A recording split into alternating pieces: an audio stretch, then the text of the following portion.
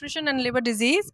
So I invite the respected chairpersons on stage, Dr. Anup Saraya, Dr. Sitaram Chaudhary, and myself, Dr. Jaya Benjamin. Yeah. So I would like to invite our first speaker, Professor S.P. Singh, who is the chairman, Department of Gastroenterology, Kalinga Gastroenterology Foundation, Cuttack. Sir.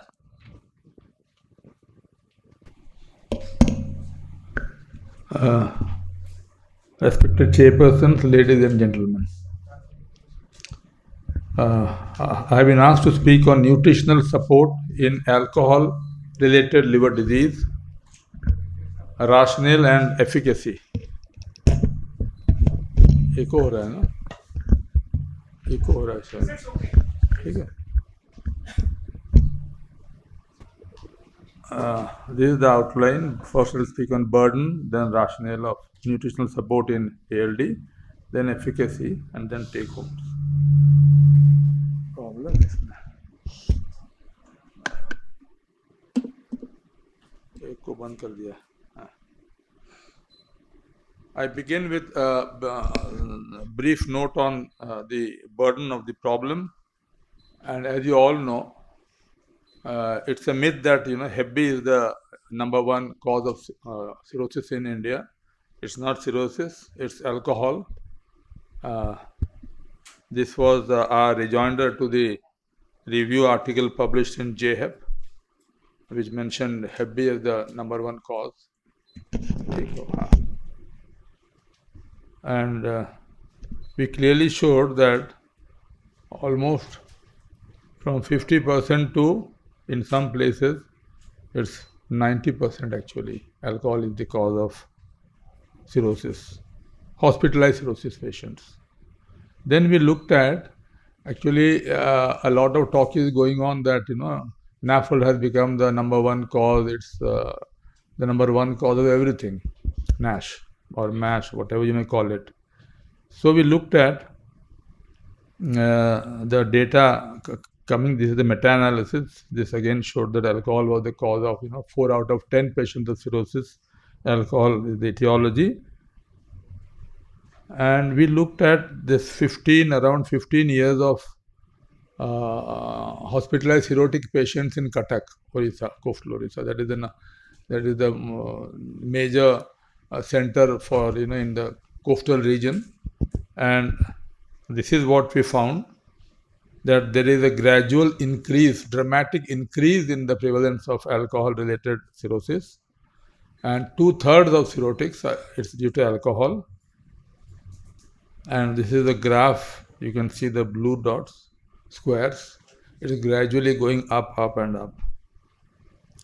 In fact, the study from Northeast, from Guwahati, it was 90%. When we talk of malnutrition, this includes both deficiencies and excess. But here, what we'll be talking of will be mostly undernutrition. Muscle mass depletion may also occur in these patients, but due to the coexistence of obesity, sarcopenia might be overlooked. So you have sarcopenia, you have muscle mass depletion, in addition to other problems. Malnutrition, obesity, and sarcopenic obesity may worsen the prognosis of patients with cirrhosis. It's a malnutrition is very common. It is present in 20% of patients with compensated cirrhosis in general, and more than 50% of patients with decompensated cirrhosis. And progression of malnutrition is associated with progression of liver failure and complications. It is less evident in compensated cirrhosis, but in decompensated, you can easily recognize that. So the figures vary, but especially in decompensated cirrhosis, it is almost ubiquitous. Malnutrition and muscle mass loss or sarcopenia has often been used as an equivalent of severe malnutrition, and it is associated with a lot of major complications in these patients. The patient becomes susceptible to infections, is more prone to hepatic encephalopathy, ascites, and also it's an independent predictor of lower survival in those who undergo liver transplantation. So malnutrition and sarcopenia should be recognized as complications of cirrhosis that have a great on the outcome, the prognosis of patients, whether in general or whether they are transplanted.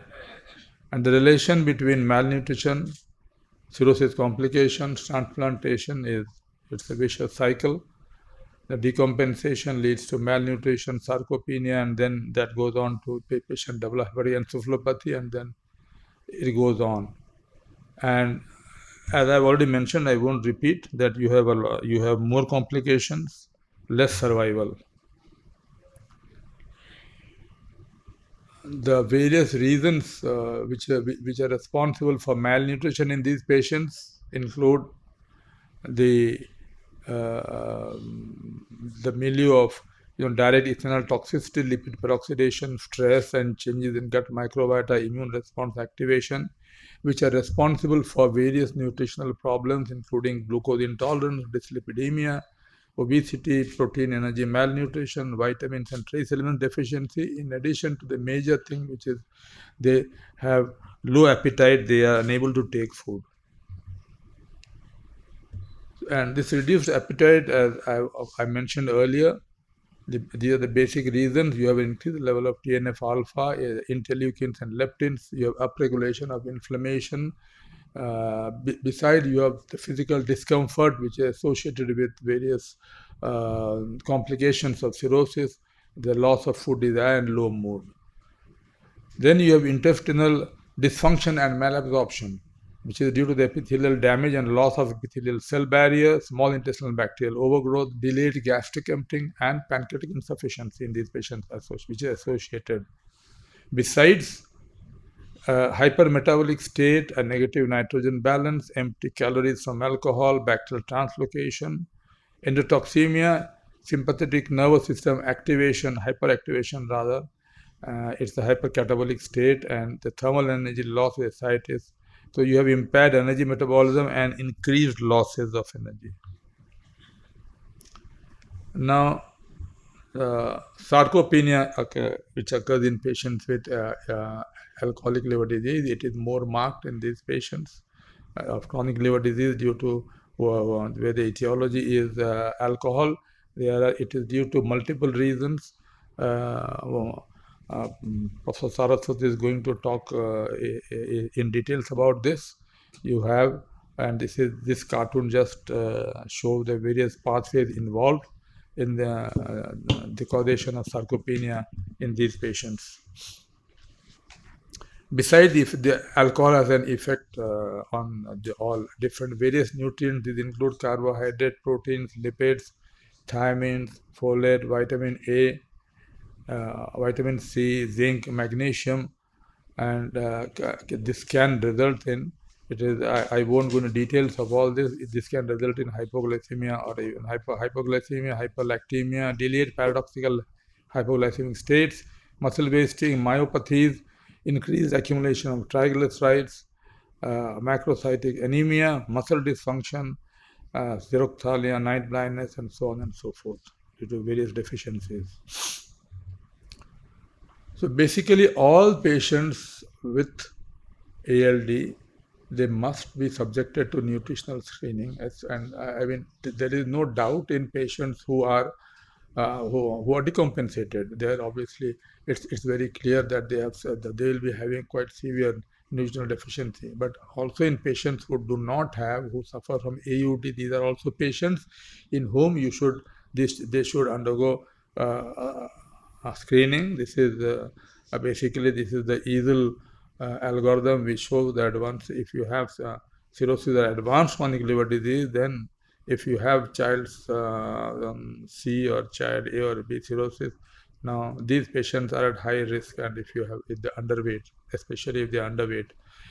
Otherwise, a patient with chronic liver disease, you then look, and if it is high, then the other end is obesity, and that's a totally different subject. I won't be talking about that.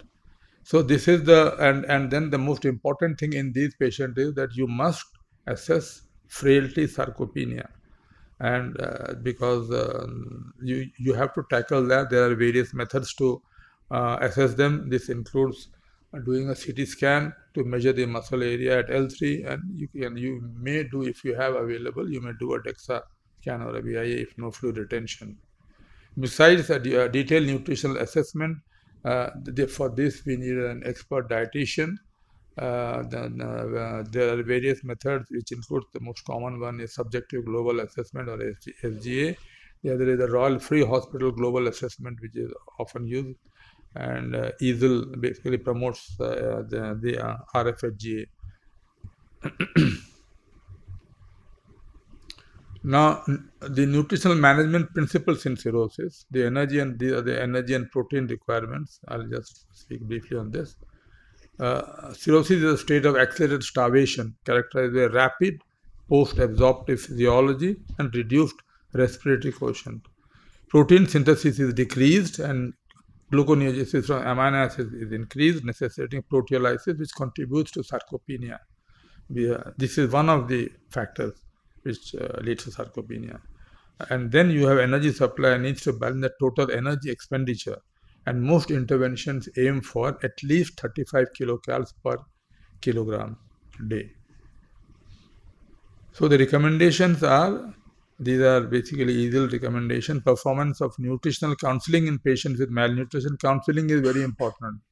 Actually, this talk should have been given to our dietitian. I don't know why I have been given. She would have been ideal to speak on this subject. Counseling makes a huge impact. There are two reasons why it is in their domain.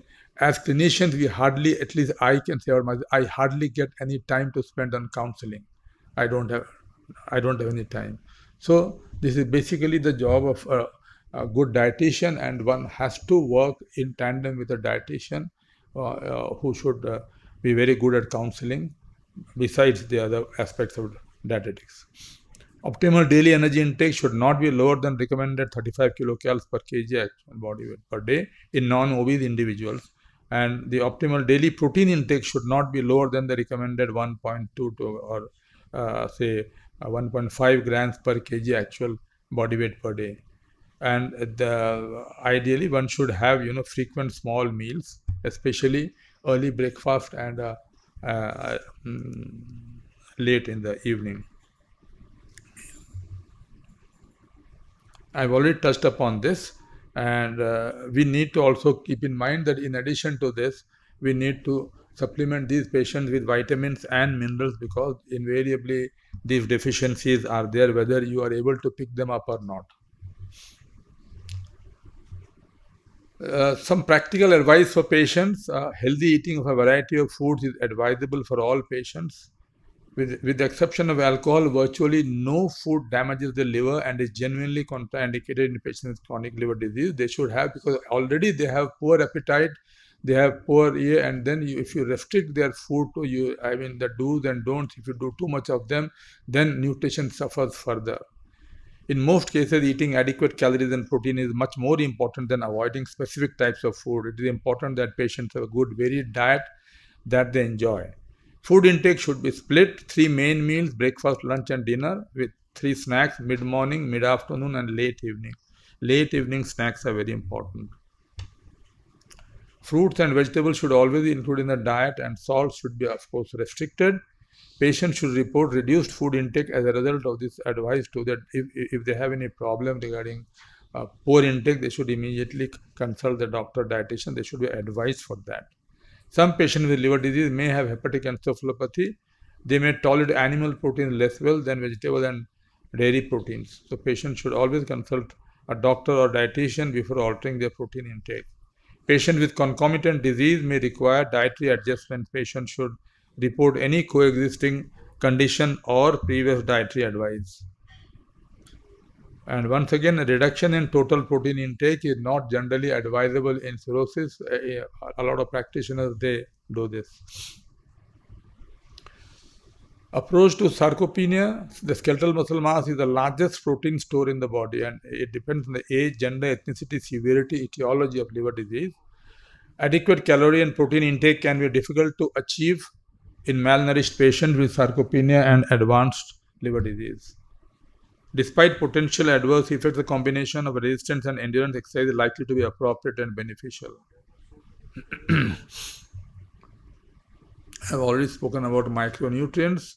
Now, this is a controversial thing. I am not very convinced about this, but yes, if the vitamin D is too low, I mean, yeah, everyone is given. If it is too low, that is less than 20, then there's a role for giving vitamin D in these patients. Zinc supplementation intervention for alcoholic hepatitis. It has been found, but it is difficult to say whether, I mean, there's any linkage with, which is the cause. But yes, if it is very low, then zinc can be given. But in the vast majority of places, you don't get to know. So how much it is effective, we cannot say whether we should include it in our general practice. I've already touched upon all this.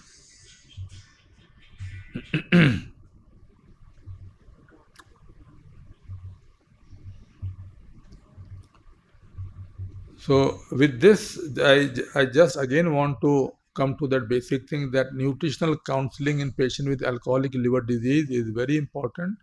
That should be left to a good dietitian who should be attached to us, to the clinician, hepatologist who is in charge. You need to have a comprehensive management of different issues, AUD, alcohol related, the cirrhosis related problems. You need to transplant if it is available there. Then that is another counseling for that. So different, you need a full team, and it's not the job of an individual hepatologist to manage this. And in this is the basic thing, of course, nutritional counseling. It is very, very important. So I think I've run out of time. I think without this, the talk will be incomplete. For abstinence, there is no substitute. It is very important. Thank you. Thank you, Dr. Singh. Now, house is open for discussion. Any question?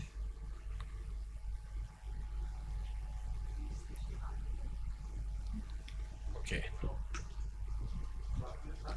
So we can take question in the end after. After the round. Yeah. Now, I would like to invite Dr. Vivek Saraswat, a dear friend. In fact, we started our journey in the field of gastroenterology together from VB2 ward, and he is a astute clinician and a researcher. So over to Dr. Saraswat. Thank you very much, Dr. Saraya, chairpersons. Good morning, ladies and gentlemen. At the outset, I'd like to thank the organizers for giving me this opportunity to speak on myosteatosis in liver cirrhosis, its diagnosis, significance, and management. Before we get into the topic, a quick word about normal skeletal muscle, which has basically a bundles within bundles structure. If you have a skeletal muscle, there is a connective tissue layer of epimysium, which contains up to 60 to 100 muscle fascicles. Each fascicle, which is surrounded by perimysium and endomysium, may have up to 100 or even more fibers. And each individual muscle fiber or myocyte has its cell membrane and multiple, up to 2000 myofibrils of actin and myosin. So this essentially is the structure of normal muscle. The sarcomere, which is a functional unit of the muscle, is not something that I'll be referring to in this talk, but just for completeness, I've shown it here. Now, what is myosteatosis or fatty muscle? This upper panel shows what I've just talked to you about, the structure of normal skeletal muscle.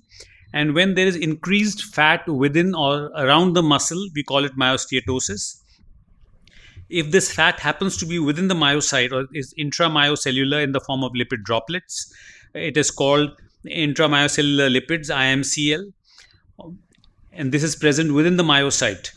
Extramyocellular fat is present in adipocytes, which are present in between muscle fibers, between muscle fascicles, that is intramuscular fat between muscle fibers, and between muscle fascicles you will have intermuscular fat, and then around the epimysium you will have what is known as extramuscular fat. Now, unfortunately, in this area there has been no comprehensive or consensus definition on what exactly is the definition of myosteatosis in terms of diagnostic cutoffs and values and standard management stratagems. This is an area in which there is ongoing research is quite voluminous, but consensus hasn't yet emerged. Basically, the concept is of increased fat in muscle and in its various locations that I've referred to. And we have CT-based as well as MRI-based tools for assessing myosteatosis. How common is this condition in cirrhotics? A recent systematic review of over 34 clinical studies involving more than 14,000 patients found that in patients with MASLD, more than a quarter of them have myosteatosis. Sarcopenia, on the other hand, is much less common, while a significant number have both myosteatosis and sarcopenia. However, once it progresses to cirrhosis, the vast majority, about 83%, have myosteatosis, about 30% will have sarcopenia, and there is a good overlap present in them. Recently published Italian multicentric prospective study of 433 cirrhotic patients with the CT assessment for sarcopenia and myosteatosis has been reported.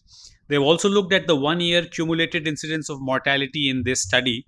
And what they found is that among these 433 patients, when you looked at it for sarcopenia and myosteatosis, about 22% had no muscle alteration.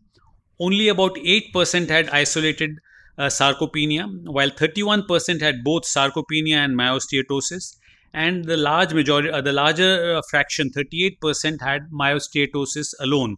So that totally about 70% had myosteatosis alone or in combination, and about 40% had sarcopenia. So this gives you an idea of how common is it and how important a problem it is in this category. Now, how does one diagnose the myosteatosis? Well, by and large, the CT scan is the tool that is most widely used, and large databases are available. I'll be talking about some CT scan metrics. But more recently, MRI, particularly MR spectroscopy, has emerged as a valuable tool. For screening and epidemiologic purposes, musculoskeletal ultrasound has been used. Muscle biopsy may be the gold standard, but is not really a clinical tool. And more recently, D3 creatine dilution methods for assessing the total body creatine pool and skeletal mass have emerged, but it is still in a developmental stage.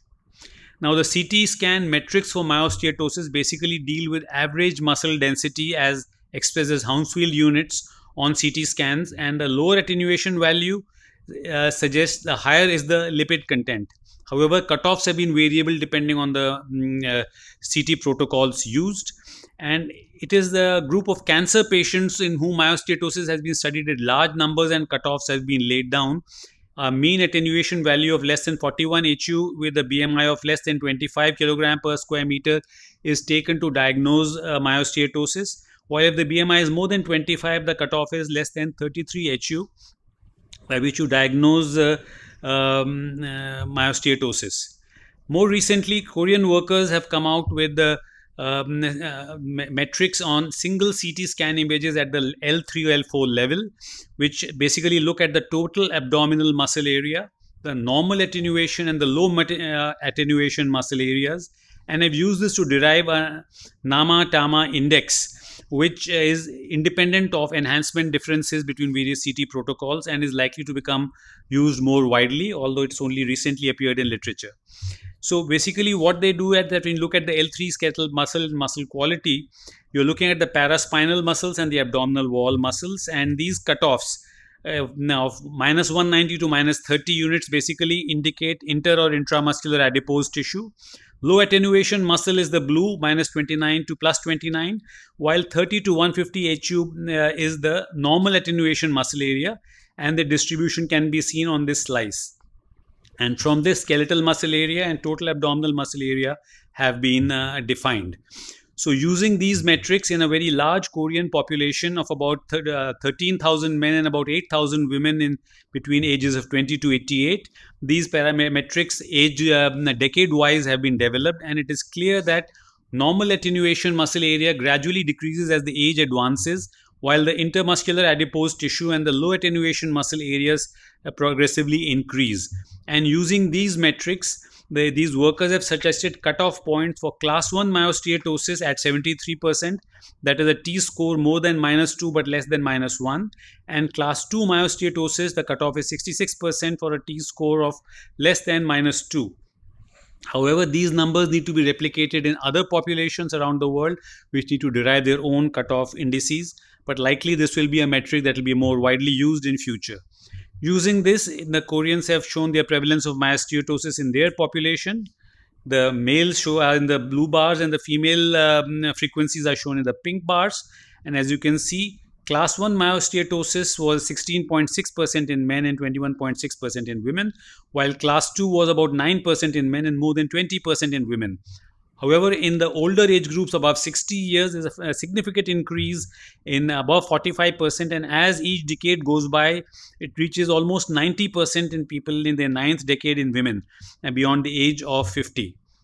Now, MRI and MR spectroscopy, MRI PDFF for relative fat content, proton magnetic resonance spectroscopy is able to differentiate between extramyocellular and intramyocellular lipids using the proton resonances of the methylene and methyl groups in these two locations. And recent studies suggest that IMCL rather than EMCL is more important for insulin resistance, as well as it reflects the changes in attenuation seen on CT scan. It is considered now the first choice technique, but is mainly confined to research centers because of its limited availability and cost. This panel shows the MRI changes here.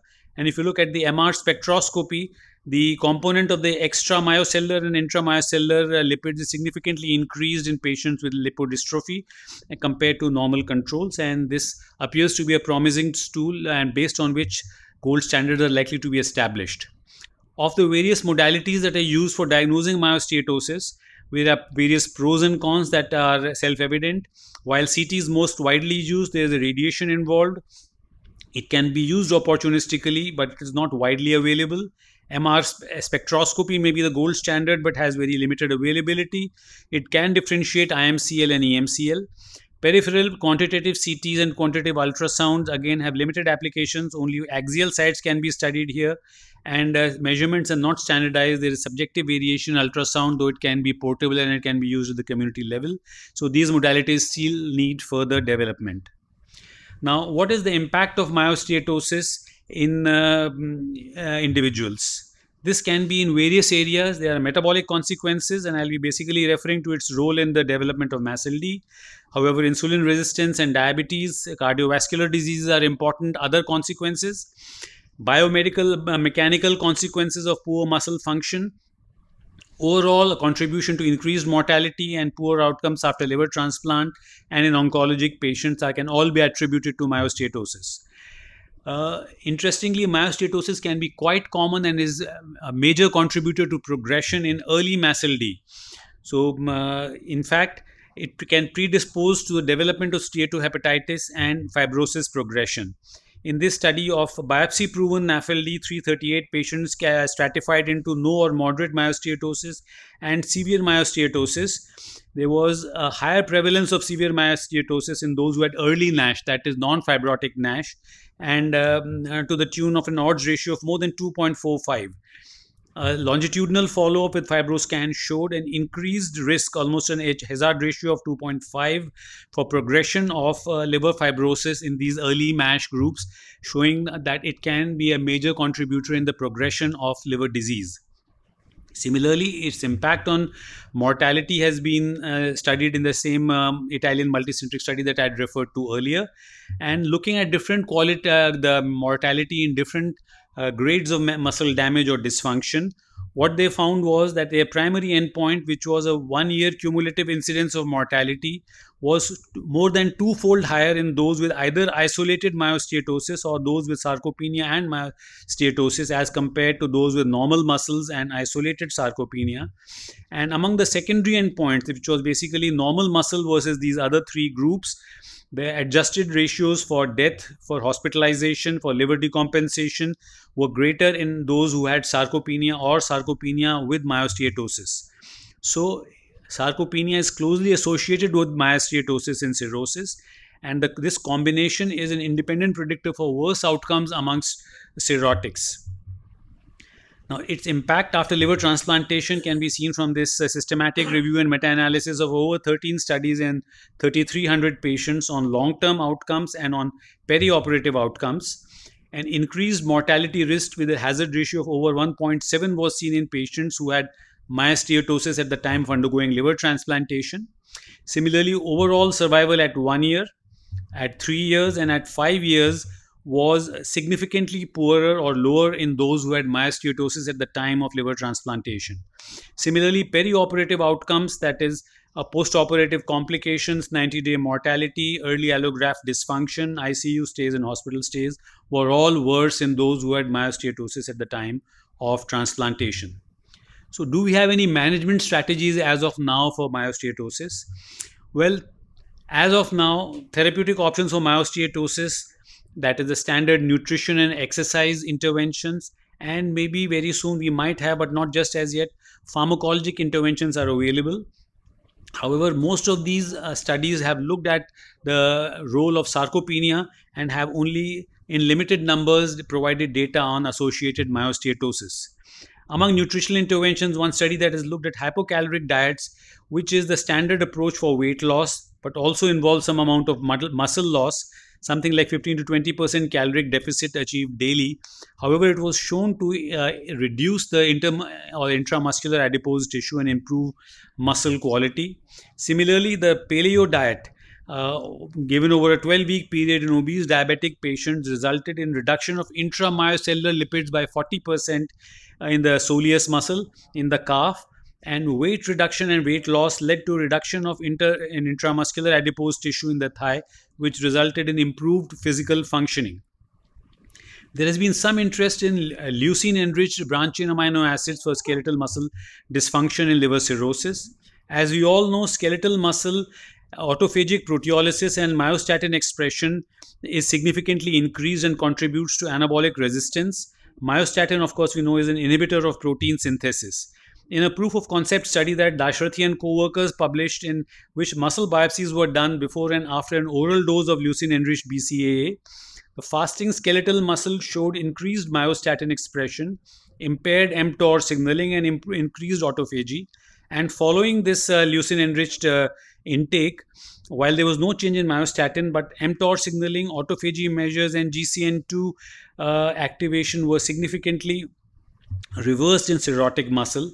So at least in this study, there is some evidence to support that impaired mTOR1 signaling and autophagy, which are the basis of myelofibrosis and sarcopenia, can be reversed by leucine-enriched diets.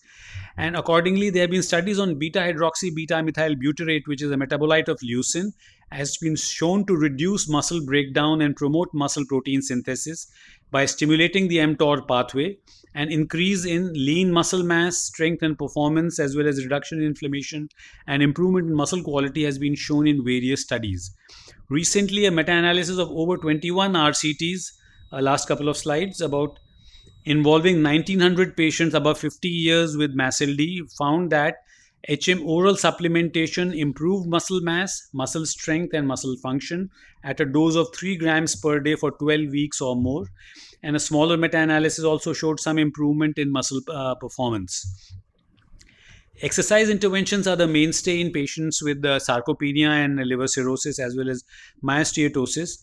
And myelofibrosis correlates with poor physical performance assessed by these tests.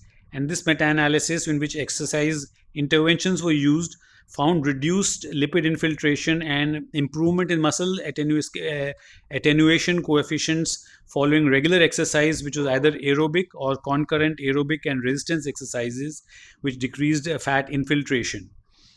Pharmacologic therapy is still not mature. Myostatin inhibitors, a lot of them have been studied in various scenarios like Duchenne muscular dystrophy, myostatin antibodies, follistatin, myostatin propeptides.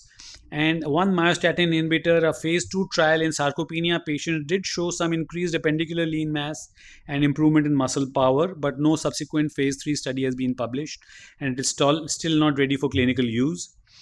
SGLT2 inhibitors that we use in diabetic patients can preserve lean muscle body mass while decreasing fat mass and may improve muscle quality, but standalone use in myelofibrosis has not yet been reported. Adiponectin receptor agonists are promising in experimental models, but there are no clinical data in humans till date. So as you can see, pharmacologic therapy for myosteatosis is still a work in evolution. So to summarize, ladies and gentlemen, myosteatosis is very common in cirrhotics, even in relatively early disease, commoner than sarcopenia and often coexists with it. It is distinct from sarcopenia, and its presence contributes to a graver prognosis and poorer outcomes than merely sarcopenia alone. On the other hand, on the diagnosis based on CT and MRI has been recommended, and consensus criteria are now emerging. Candidates are available, but they need to be validated more widely. And the contribution to pathogenesis in these common conditions, MASLD, T2DM, and CVD, are well known, and mechanisms are being studied in greater detail. However, approaches to diet and exercise interventions are still evolving, and more research using standard diagnostic criteria are needed for better insights into pathogenesis and management of this difficult entity. Thank you very much for your attention. Director, Cirrhosis Care Clinic, University of Alberta Hospital, Canada. Please, madam. Thank you. Thanks everyone for coming. So yes, I'm tasked with the prehabilitation. There'll be a little bit of repetition, but we'll try and focus this on implementation. Tika? Okay. So no relevant disclosures. And we'll go through the evidence for prehab, practical tips, and then my thoughts on future directions. So I think you've gotten a sense that our patients are actually quite deconditioned. This is a study of over 1,000 individuals waiting for liver transplantation. And if we look at them as far as what their passport age is as compared to their VO2 or their physiologic age, they're about 30 years older. So looking at our patients in this context, we're really dealing with very deconditioned geriatric patients who are coming for transplant. You've heard there's high rates of sarcopenia, high rates of frailty, and also high rates of myosteatosis as well. So it makes sense then that we would be interested in looking at prehabilitation. And prehabilitation is really anything that you're doing to optimize physical functionality preoperatively to give the patient a better outcome during and after transplant. Most commonly, it's included exercise-based interventions, but also includes multimodal interventions, including nutrition, very importantly, mental wellness or behavior change support, because if they don't do the intervention, they're not going to see the change. And then healthy habits like reducing smoking, diabetic control. What do we know so far? This is a meta-analysis that was done and published last year. 6 studies, small sample size, 13 to 33, duration of about 12 weeks. Content, usually 2 to 3 exercise sessions a week. And 50% of the studies included nutrition. You can see that program completion was only 38 to 90%, and lots of reasons for not completing the intervention as far as being too sick or getting transplanted or not complying. And as far as outcomes, overall improvement in physical function, I would say, was the theme, but one study also supported a reduction in post-operative length of stay. And I'm just working with this author to re-update this, so there'll be a new version of this soon. There's also been consensus guideline support to support prehabilitation for solid organ transplant candidates. And I think this is going to be a very different talk, hopefully in about a year, where we're going to have a lot more clinical trial data to look forward to. There's a large trial in the UK called the PREPARE trial that's going on. We are doing a trial, which I'll tell you a little bit about, called the OPAL trial, which is online prehabilitation, and several others that are running. So OPAL, this is our most recent experience over the last year and a half, is a completely online trial, which we're running for prehabilitation to support 5 different transplant centers across our country. So this is completely app-based exercise, nutrition, and behavior change support. And this is a busy slide. I can't obviously analyze the results of the trial interim, but we have been speaking to a lot of patients during this, and their stories are very interesting. So the themes that are coming out is, man, it's complicated to do a prehabilitation trial. They're very sick. They're in hospital, in and out. It's challenging. So they have lots of barriers to completing prehabilitation when you're dealing with this very sick group. Overall, they've taken up digital delivery actually very, very well. And the overall impact that they feel is not only on strength, but even just supporting them in the post-operative period as far as learning about nutrition and exercise before transplant. So one of the patients that we enrolled in our study was Mary, and Mary's 68. She's decompensated. She's got HCC, lives alone. Canada's a huge country. India's also got a lot of rural areas. So she lives alone about 4 hours away from the transplant center, has low income. And we did her baseline assessment. She's got, as you heard about the SGA, we used the patient-generated SGA, which shows moderate malnutrition, low protein intake, so at 0.7 when it should be 1.2, and she's pre-frail based on the LFI, or liver frailty index. She doesn't really know very much at the time of nutrition or exercise, and really doesn't do very much, spends most of her time sedentary. And Mary's like very many of the patients that I'm sure you see, as well as the ones I see, they have amongst the lowest activity levels of any patients with chronic disease if you put an actual wearable on them. They also don't meet protein intake targets. And I would love if someone did this study in India to just see whether it's similar data, but we found that only about 25% of our patients were meeting protein targets, even those on the transplant list. And at the lowest levels of protein intake, they were, significantly increased their level of mortality. So like Mary, like many of the other patients who are waiting for transplant, for us, makes sense to me that we should be giving everybody prehabilitation. But when we talk about this, and maybe for yourselves too, there's some barriers. There's barriers as far as physicians and surgeons thinking, does nutrition and exercise actually make a difference? How do I know what to recommend? I don't have access to a dietitian. I don't have access to an exercise person, and I don't have time. And so these are common barriers that I think we need to get over in order to give our patients better care. So let me try and dispel a few of this. First off, food is medicine. And I think in India, I don't need to tell you guys this, you do amazing actually compared to any country about counseling with nutrition as a prescription. So you've heard about, we're looking at adequate calories. We can't estimate this very well from equations, unfortunately, but they're the best that we have. So if you're going to use an equation, use BMI stratified intake. Protein, you've heard 1.2 to 1.5 grams per kilogram per day. Diversity of protein intake, meat-based, vegetarian-based.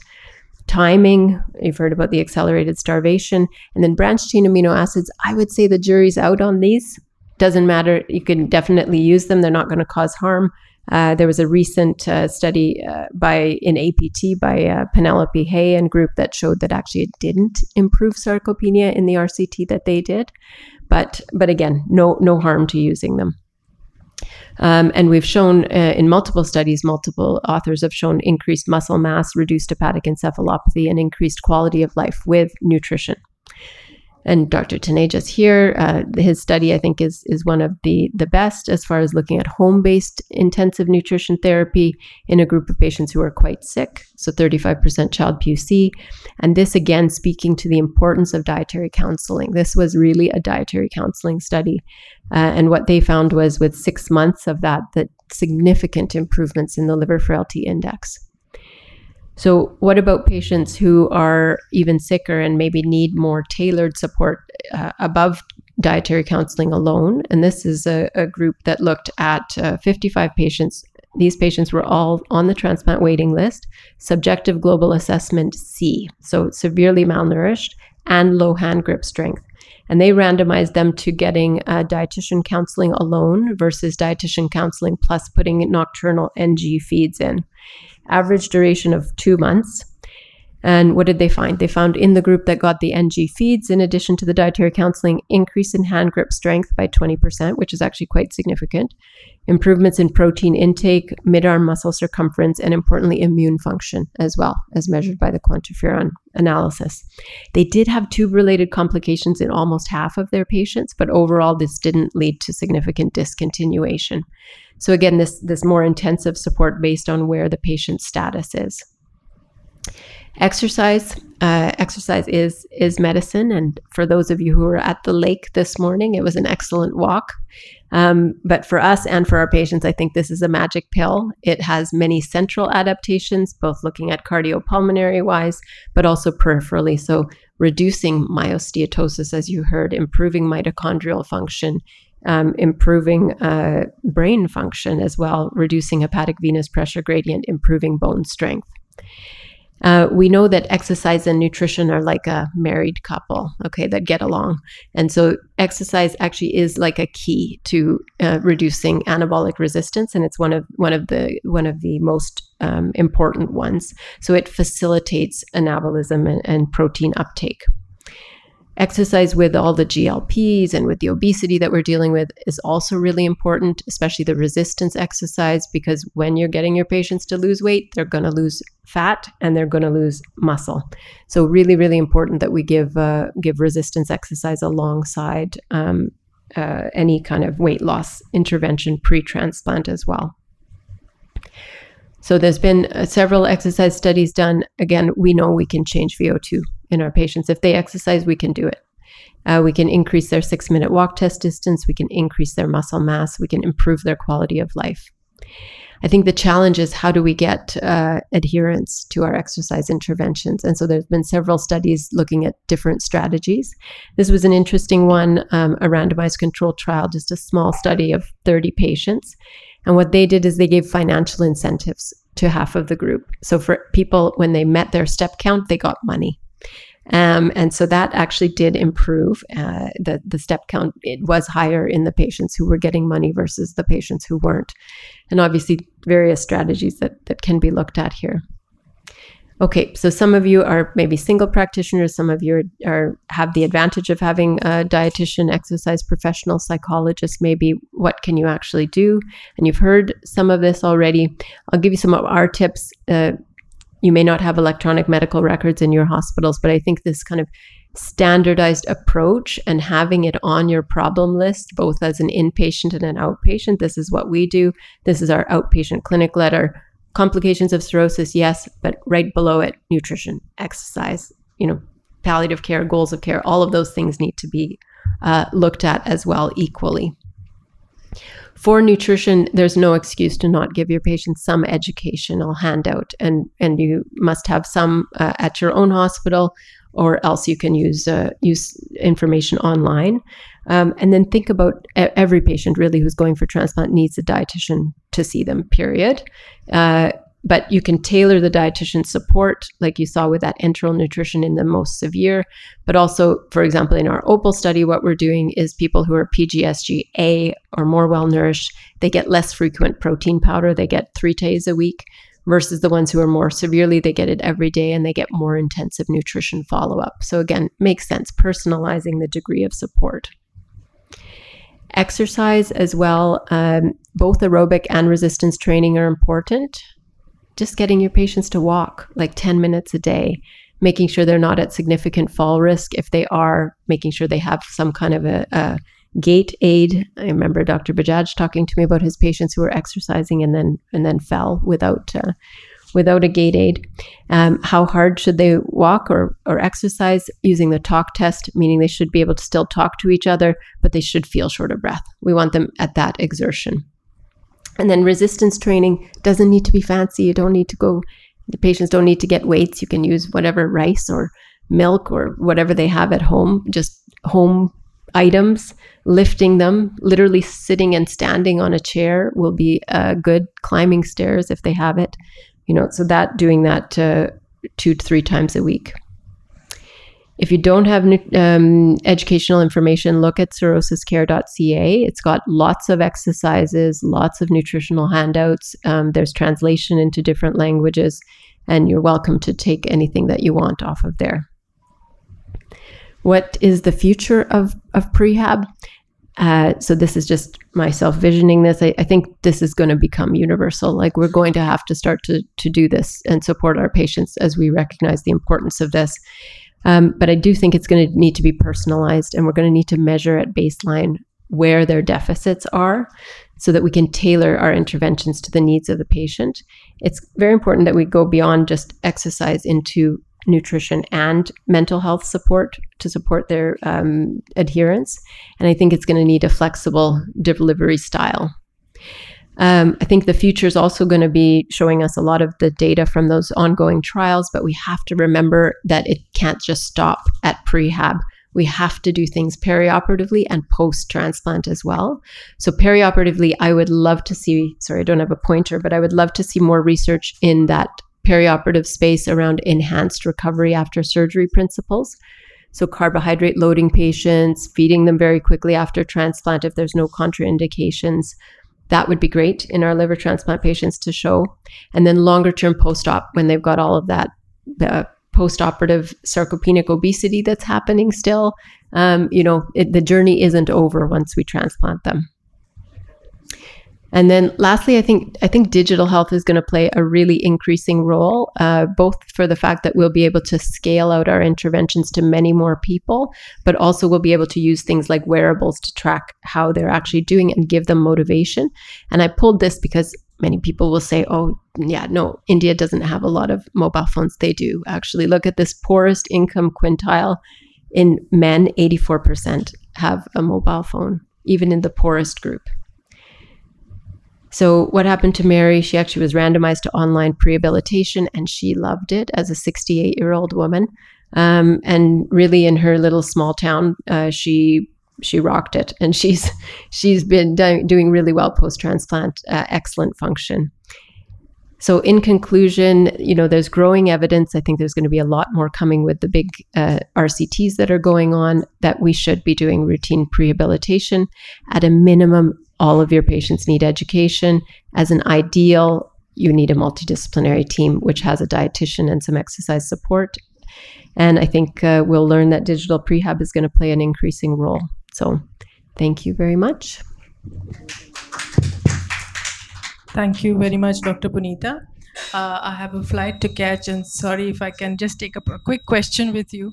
I just want to know about, like you do this counseling, prehabilitation regimens before liver transplantation.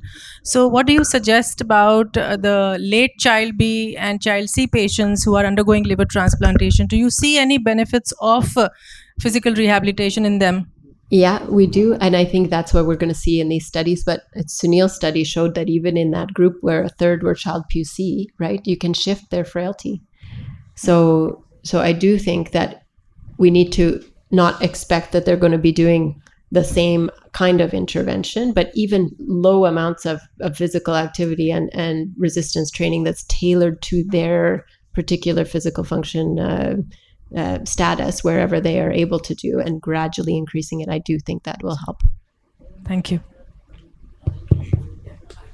Hardly any time left for the discussion, but we Sorry. can take one or two quick questions in case any. Sir, I have a question with Sarsat, sir. So you, all these patients who come to you, you will investigate for myostasis, or you have some, which cases you do the detailed investigations? What we are doing is now assessing their impact on liver diseases. This is still in evolution. Incorporating sarcopenia, myosteatosis into candidature for liver transplantation or into specific therapy goals is still evolving. Our interventional approaches to these are, I think what Dr. Punita has just told us, how they are and what they have to be done. Efforts have to be made. So doing it for all patients would be worthwhile if you're going to offer interventions. Then I certainly would recommend that you should look for it and try and improve it, because it has a huge impact on outcomes and on survival and so on. So this is a work in evolution. We should be assessing them for myosteatosis and sarcopenia, and that's how the data will be generated, and its future impact, that it has an impact, is not in doubt. Yet we are not incorporating it into selection criteria for liver transplant eligibility, etc., and so on. So this will only happen once we have developed interventional approaches, and I think Dr. Punita has told us very well about how these interventions can actually be made to work in this very difficult population. So I think that's how we. Thank you, sir. Okay, so now this session we are closing. Thank you. Thank you so much.